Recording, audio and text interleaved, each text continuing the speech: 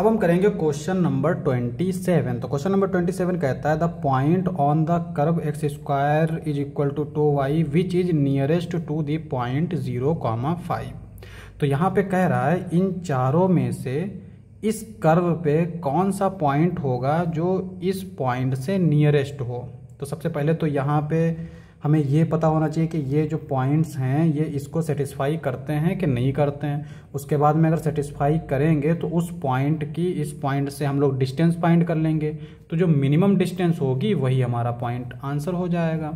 तो शुरुआत करते हैं ए से। देखो इसको यहाँ रखते हैं एक्स की जगह पर, इसको रखते हैं वाई की जगह पर। तो ये आएगा हमारा putting x is equal to 2√2 और वाई इज इक्वल टू 4।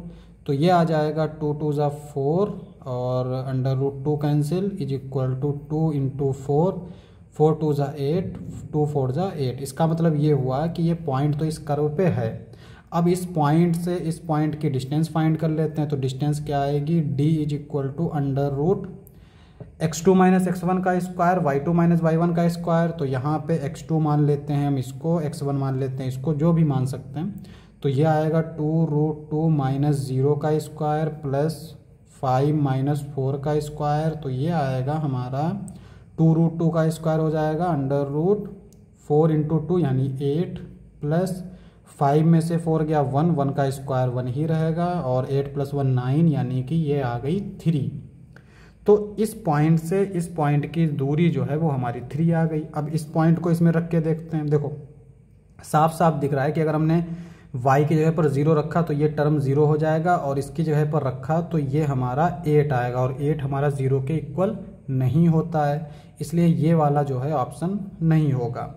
इसको रख के देखते हैं। तो 0 को रखेंगे तो ये 0, इसको रखेंगे ये 0, तो ये सेटिस्फाई तो कर रहा है यानी ये इस कर्व पे तो है।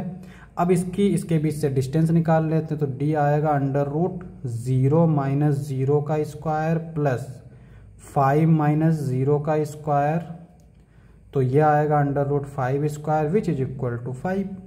सिमिलरली यहाँ पे इसको अगर हम इस पर रखें तो ये 2 2 ज़ा 4 फिर इंटू 2 2 ज़ा 4। तो इसका मतलब ये इसको सेटिस्फाई तो कर रहा है। इस पॉइंट के इस पॉइंट से डिस्टेंस फाइंड करेंगे तो d आएगा हमारा √2 माइनस 0 का स्क्वायर प्लस 5 माइनस 2 का स्क्वायर। ये आ जाएगा 4 प्लस 5 में से 2 गया 3 स्क्वायर 3 3 ज़ा 9। तो ये आ जाएगा √13।